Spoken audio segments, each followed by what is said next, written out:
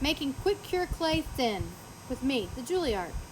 So today I'm going to be sharing a tip on how I create thin sheets of QuickCure Clay.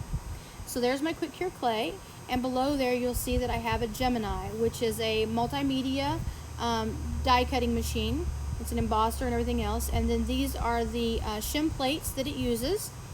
It's designed to be able to put dies in it and paper and embossing pads, and you run it through. And so instead of having to hand crank it manually, it actually has feed dogs and wheels that put it through easily. And then you'll see there I have the trick, or the component that helps make these sheets happen, is I've used 2 sheets of primed canvas. So one side's got gesso, one side doesn't. You can see I've cut the pieces out. And I'm rolling out my QuickCure Clay. Now what you want to do is you don't want to do too big of a piece of clay, because it will flatten out and spread, and when it does, it can come out the sides. So trust me, I've done this. I've made that mistake, so you don't have to. So you want to kind of just press it out fairly thin, because you're going to sandwich it between the 2 cloth sides, not the gesso sides, but the cloth sides of the canvas. I have tried many things, and this process works like a charm. So, okay, so there I am pressing out the clay. I'm now going to lay it onto the canvas. I'm now putting the other canvas side onto the clay. The Gemini comes with all different shims, so just like a pasta machine or whatever, you can control the thickness. So here I'm running it through. I wanted it paper thin, so I have an extra shim in there. You'll have to play with that to see what thickness that you would like it.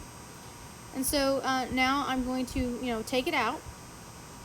And what you want to do is you want to be careful when you're pulling it apart, because remember, it is very thin material. But look at that, like butter. Just so nice. I love doing this method. And you can see there, it is virtually paper thin.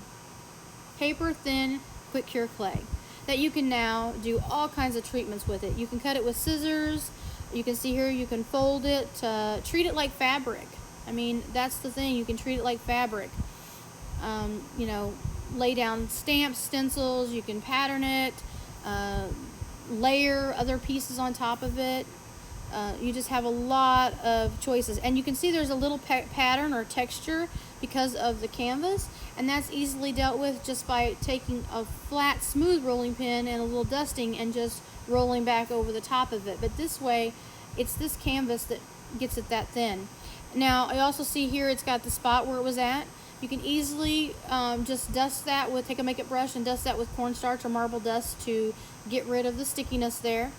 But you want to wash these so that you can reuse them. And you can wash them with soap and water, or you can use alcohol and just give it a good scrubbing to clean that up. But if you're doing lots of it quickly, the dust is the best way, to just lightly dust it and ready to go again. So you can see there, once again, paper thin. You can ripple.